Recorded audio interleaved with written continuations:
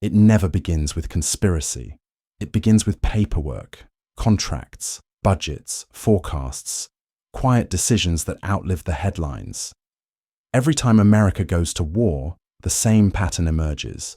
Battles on the ground, numbers on the screens, and a small circle of powerful players whose fortunes rise with every conflict, not secretly, not illegally, but through a system built over decades, one that shapes incentives the same way other industries reward innovation. Picture this. It's March 19, 2003. American bombs light up the Baghdad skyline as Operation Iraqi Freedom begins.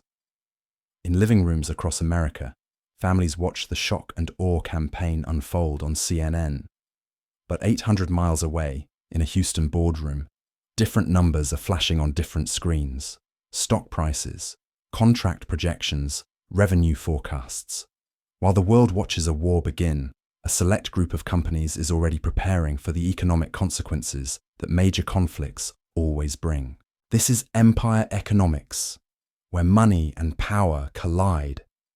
And tonight, we're going to uncover a pattern so consistent, so predictable, that it reveals one of the most revealing truths about modern warfare.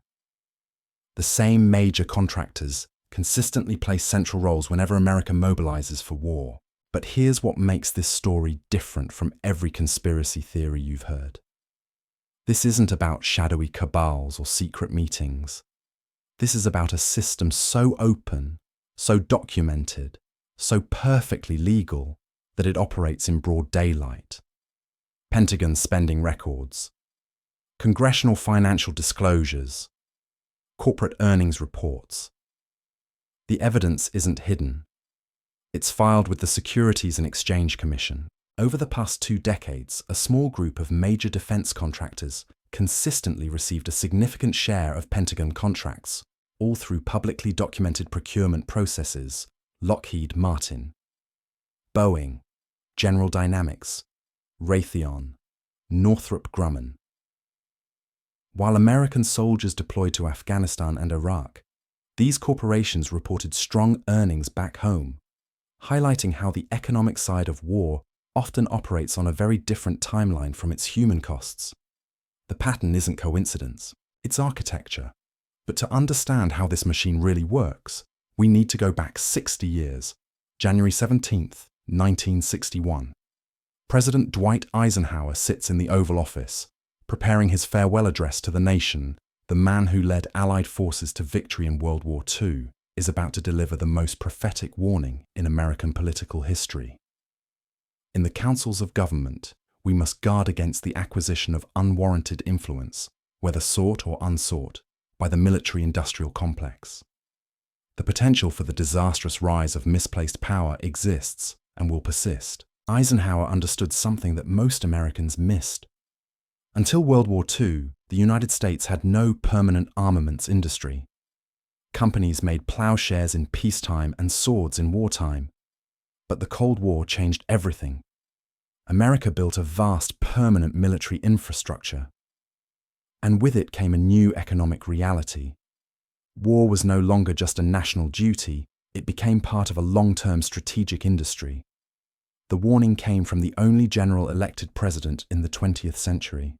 A man who knew both sides of the equation, the cost of freedom and the price of power.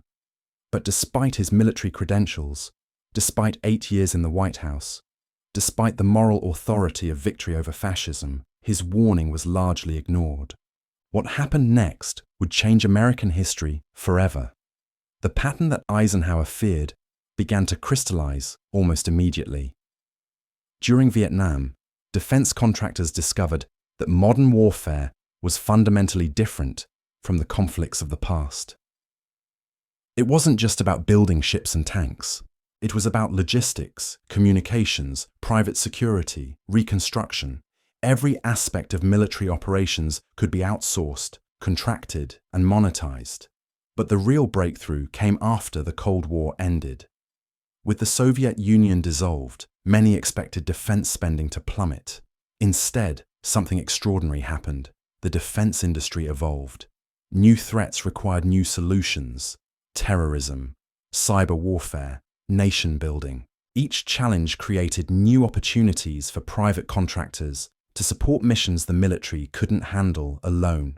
By 2001, the system was perfectly positioned for what came next. September 11th changed everything and nothing. Everything because America launched the longest wars in its history. Nothing because the same companies that had participated in previous conflicts were prepared to take on new roles. The infrastructure was already in place. The relationships were already established. The contracts were already being drafted. Within months of the attacks, companies like KBR received major logistical contracts, illustrating how the long-standing movement of officials between public service and private industry shaped America's post-9/11 military operations. But here's where the story gets truly remarkable. The scale of privatization in Iraq and Afghanistan dwarfed anything in American military history. These became the most outsourced wars the country had ever fought. Tasks that had been performed by military personnel for centuries were suddenly contracted to private companies. Food service, laundry, security, transportation, even interrogation. The numbers tell the story. Pentagon spending totaled over $14 trillion since the start of the war in Afghanistan. 1/3 to 1/2 went directly to military contractors, not to soldiers, not to veterans, not to the families of the fallen, to companies whose operations expanded significantly during prolonged military engagements. The pattern became so predictable that you could track stock prices based on geopolitical tensions. When diplomacy stalled, defense stocks often rose. When peace negotiations began, share prices softened. The market had learned to interpret global events economically because defense contracting had become one of the most stable, long-term sectors in the American economy. And the most remarkable part, this wasn't happening in shadows or backrooms. It was all perfectly legal. Corporate executives testified before Congress about the importance of national security. They funded think tanks that published research on emerging threats. They employed armies of lobbyists who walked the halls of the Capitol building every single day. Over the past 2 decades, weapons manufacturers spent $2.5 billion on lobbying. They employed over 700 lobbyists per year. That's more than one for every member of Congress. Influence wasn't hidden. It operated within legal channels that allowed industry and government interests to overlap more than many citizens realized. But the real genius of the system wasn't just about influence. It was about interdependence. As more military functions were privatized, the Pentagon became increasingly reliant on contractors, not just for weapons, but for basic operations. The military couldn't function without the very companies it was supposed to oversee. This created what economists call a moral hazard. The structure of defense spending naturally encouraged expansive, long-term contracting, an outcome of structural incentives rather than individual intent. The evidence was hiding in plain sight. Congressional financial disclosure forms revealed that as of 2020, 51 members of Congress and their partners owned between $2.3 and $5.8 million in stock from the top 30 defense contractors. The people voting on military budgets were financially connected to the sector they were helping fund. When Barack Obama entered the White House in 2009, he promised change. When Donald Trump campaigned in 2016, he vowed to drain the swamp. When Joe Biden took office in 2021, he pledged to rebuild American leadership. 3 different presidents, 3 different parties, 3 different visions for America. But in the Pentagon's procurement offices, continuity remained the defining feature. The same 5 companies continued winning the same types of contracts. The same revolving door kept spinning between government and industry. The same lobbyists walked the same halls, making the same arguments to the same committee members. The war-related procurement pattern had become so embedded in American governance that it transcended politics entirely. This is where the story becomes most revealing, because what we're looking at isn't partisan corruption. It's institutional entanglement.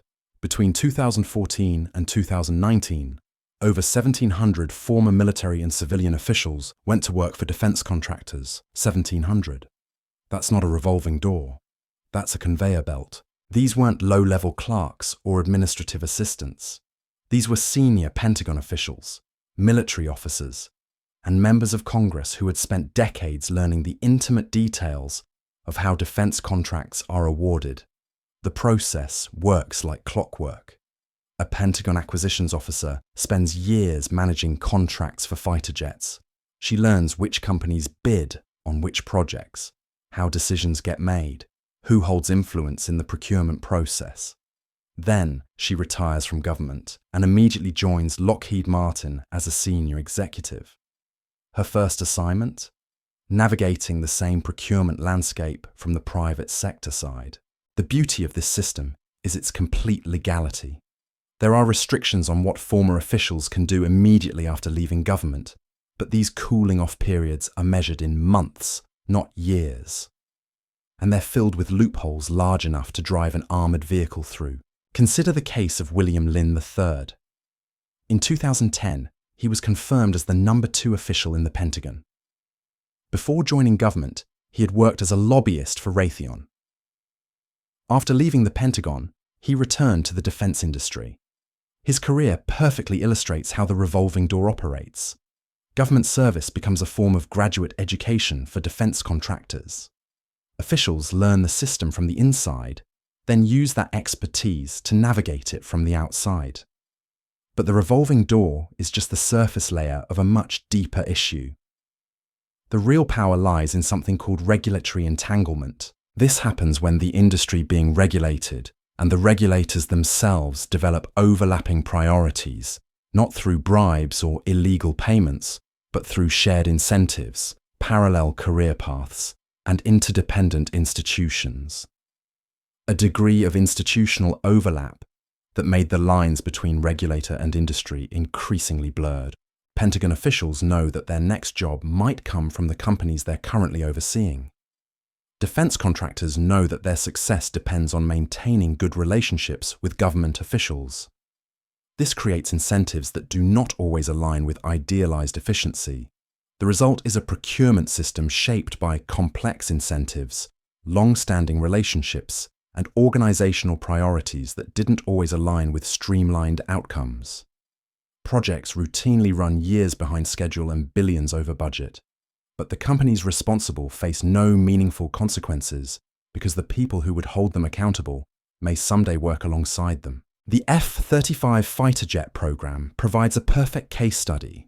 Originally budgeted at $200 billion, the program has now cost over $400 billion and is decades behind schedule. The jets still can't fly in the rain without risking computer failures. They can't fire their guns accurately. They can't perform basic maintenance without proprietary software that only the manufacturer controls. In many industries, cost overruns and delays would force rapid restructuring.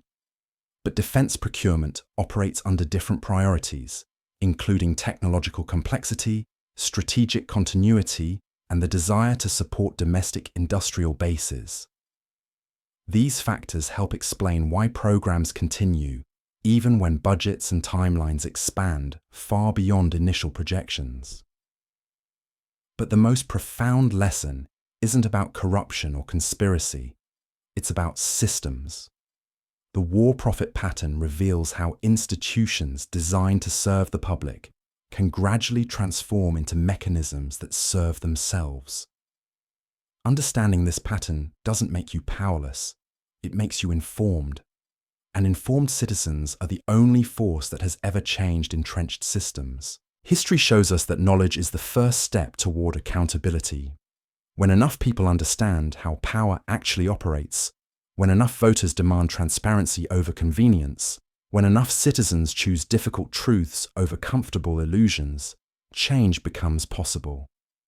The pattern persists because it evolved gradually over decades, shaped by policies, institutions, and economic incentives. This content is for educational purposes only and does not constitute financial, legal, or investment advice. If you enjoy learning how history and money intertwine, Subscribe to Empire Economics for more untold stories.